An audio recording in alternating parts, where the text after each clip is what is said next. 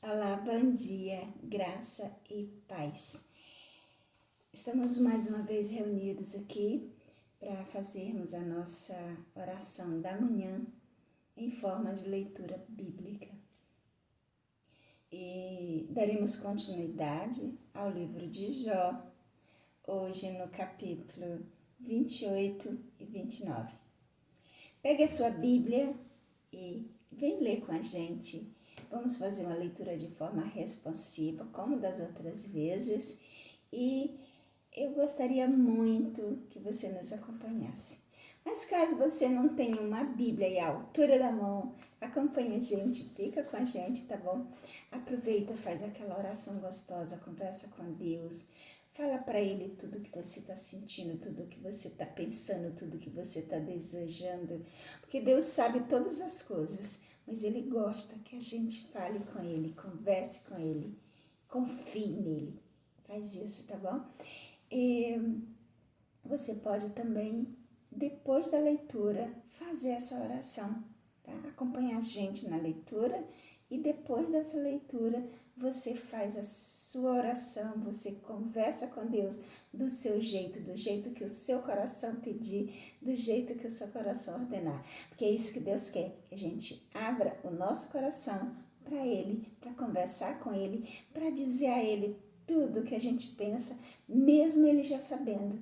Ele gosta disso, tá bom? Vamos agradar um pouquinho a Deus, agradar um pouquinho, alegrar um pouquinho o coração de Deus, tá bom? Que Deus esteja sempre contigo, abençoando a tua vida, os teus sonhos, os teus projetos, abençoando a tua família com toda sorte de bênção vinda do reino dos céus. Amém? Hoje, no capítulo de número 28, o título diz o seguinte, quer dizer, hoje não, o título sempre diz isso, hoje que a gente vai fazer essa leitura, tá bom? Hoje a gente vai fazer essa leitura e a leitura no título do capítulo 28 diz o seguinte: o homem apropria-se das riquezas da terra. O que todo mundo sabe que é verdade, né? E nem sempre agradece, nem sempre faz de forma correta. Por isso, a natureza muitas vezes se revolta e faz o que está acontecendo hoje, não só no Rio Grande do Sul, mas em vários outros lugares, né? Cabe a nós orarmos e pedir a Deus perdão por essas ações, nossas ações, e pedir a misericórdia dele, não é verdade?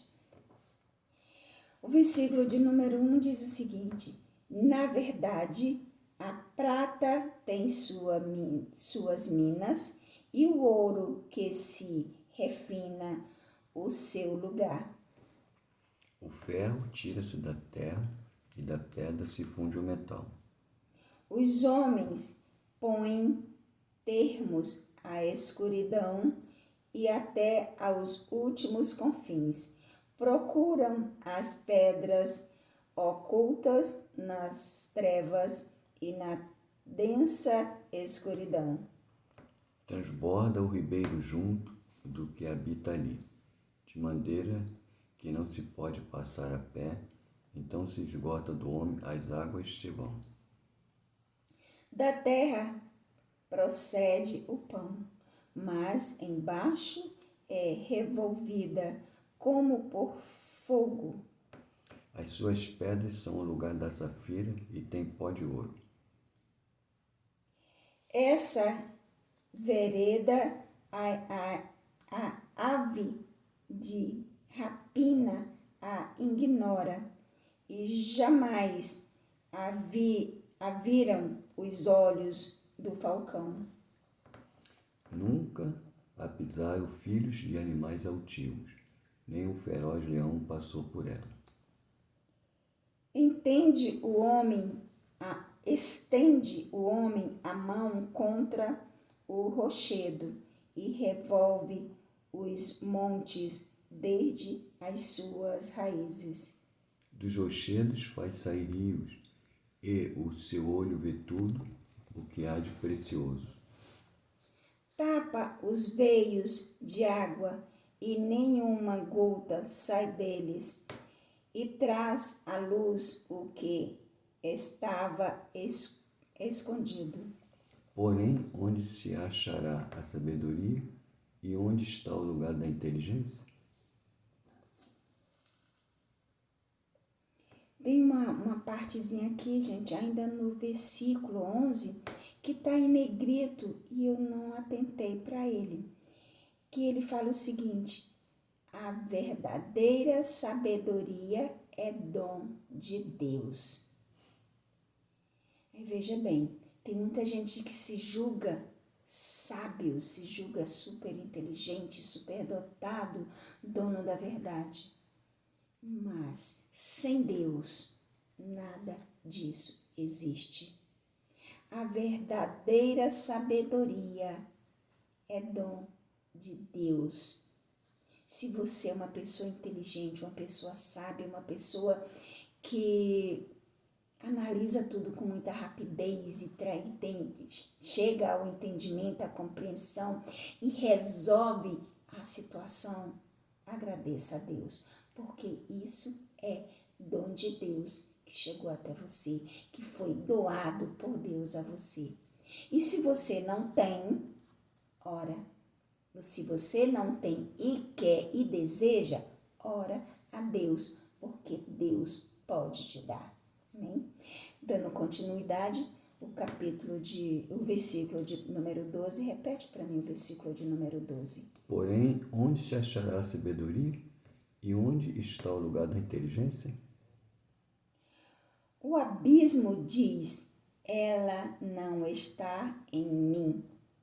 E o mar diz, não está comigo.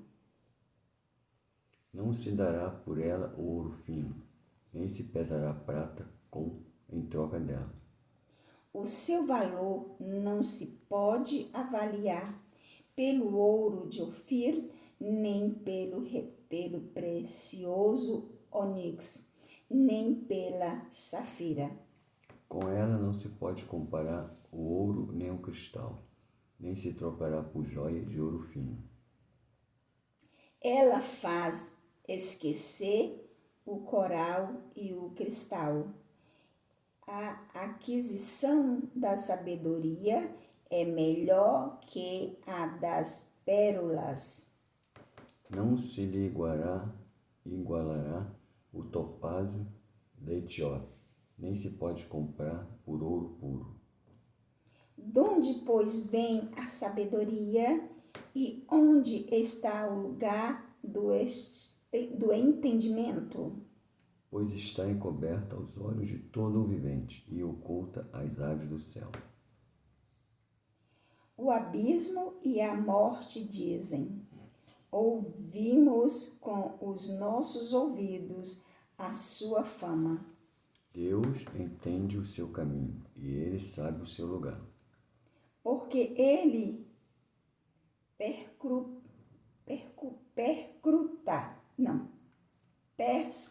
gente, a palavra é bem complicada essa daqui. A minha língua tá dando nó. Desculpa. Porque ele perscruta até as extremidades da terra. Vê tudo o que há debaixo dos céus. Quando deu peso ao vento e tomou a medida das águas. Quando determinou leis para a chuva e caminho para o relâmpago dos trovões. Então ele viu o relator, a preparou e também a esquadrinhou. E disse ao homem, eis que o temor do Senhor é a sabedoria, e a apartar-se do mal é o entendimento. Glória a Deus. Viu, gente? Apartar-se do mal. Apartar-se do mal é o entendimento. Então, vamos buscar Deus, porque Deus, Ele pode nos dar muita sabedoria, muita sabedoria. E com a sabedoria, a gente chega em lugares incríveis. Amém? Que Deus esteja sempre contigo, abençoando a tua vida, teus sonhos, teus projetos. Que nesse ano esse ano seja assim totalmente diferente de todos os outros. Aqueles projetos que você tinha na gaveta, que você tem na gaveta há muito tempo, que Deus esteja esse ano tirando do papel e colocando no concreto, em nome de Jesus. Vamos agora para o capítulo de número 29, amém? O título do capítulo 29 diz o seguinte: Jó lembra-se do seu primeiro estado feliz. E prosseguiu Jó no seu discurso e disse: Ah, quem me dera ser como eu fui nos meses passados, como nos dias em que Deus me guardava. Versículo de número 3. Quando fazia resplandecer a sua lâmpada sobre a minha cabeça, quando eu, guiado por sua luz,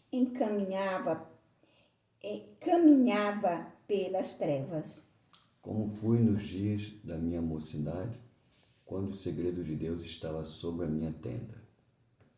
Quando o Todo-Poderoso ainda estava comigo e os meus filhos em redor de mim. Quando levava os meus passos na manteiga, quando lavava os meus passos na manteiga, e da rocha me corroíam ribeiros de azeite. Quando eu saía para a porta da cidade e na praça me era dado sentar-me. Os moços que viram e me davam passagem, até os idosos se levantavam e se punhavam de pé. Os príncipes reprimiam as suas palavras e punha a mão sobre a boca. A voz dos chefes se calava, e a sua língua apegava-se ao seu paladar. Ouvindo-me esse me chamavam feliz, vendo-me algum olho, dava testemunho de mim. Porque eu livrava o miserável que clamava, como também o órfão que não tinha quem o socorresse. A bênção do que estava a perecer vinha sobre mim, e eu fazia rejubilar-se e o coração da viúva. Vestia-me da justiça e ela me servia de vestimento. Como manto e diadema era a minha justiça. Eu me fazia de olhos para o cego e de pés para o coxo. Das necessidades era pai, e as causas de que eu não tinha conhecimento, inquiria com diligência. Eu dizia, no meu caminho expirarei, multiplicarei os meus dias como a areia. E dizia, no meu caminho expirarei e multiplicarei os meus dias como areia. A minha raiz se estendia junto às águas, e o orvalho fazia assento sobre os meus ramos. Isso é para 20, né? Isso. A minha honra se renovava em mim, e o meu arco se reforçará na minha mão. Se reforçara na minha mão. 21. Ouviam-me, esperavam e em silêncio atendiam ao meu conselho. Havendo eu falado, não replicavam as minhas palavras, caíam sobre eles como orvalho. Porque me esperavam como a chuva, abriu a sua boca como a chuva tardia. Sorriam-me para eles quando não tinham confiança, e a luz do meu rosto não desprezavam. Se eu escolhia o seu caminho, assentava-me como chefe e habitava como rei entre as suas tropas, como aquele que consola os que planteiam. Amém? Gente, deu para ver aqui o quanto Jó tinha poder, tinha respeito, como o povo o amava, como o povo o ouvia. A palavra de Jó era lei. Porque não só porque ele era um homem muito rico, não era por medo, era por amor, porque ele cuidava da viúva, que naquele tempo a viúva era uma pessoa assim muito cuidada por todo. Quando o marido morria, todo mundo queria ajudar a viúva. Não é como nos dias de hoje, que ninguém respeita ninguém, ninguém tem respeito por ninguém, infelizmente, é a verdade. Naquele tempo, a viúva, nossa, o órfão, não, entendeu? Era muito amado, muito respeitado, muito cuidado por aqueles que tinham condição e até pelos que não tinham, queriam fazer alguma coisa para cuidar. E Jó cuidava de todo mundo, do aleijado, do cego, da viúva, do órfão, onde ele fala aqui que os príncipes calavam para ouvir Jó. Por isso Satanás procurou derrubá-lo. Por isso Satanás entrou em, como é que eu digo a palavra correta? Fez uma contenda com Deus, quis provar a Deus que Deus estava errado, lindar tudo aquilo para Jó, porque Jó, se tirasse, iria blasfemar contra Deus. Então, por causa de uma, digamos assim, uma despeita de Satanás, né? Jó passou por tudo isso porque Deus permitiu. Mas nos próximos capítulos, a gente vai começar a ver a forma como Deus foi devolvendo para Jó tudo em dobro. Aliás, foi mais que o dobro, né? De acordo com a Bíblia, foi muito mais. Tá? Espero que você esteja gostando dessa leitura bíblica, né? De fazer conosco essa oração da manhã e que continue com a gente, tá bom? Que Deus abençoe a sua vida grandemente, poderosamente e fica com Deus até amanhã na nossa oração da manhã. Amém?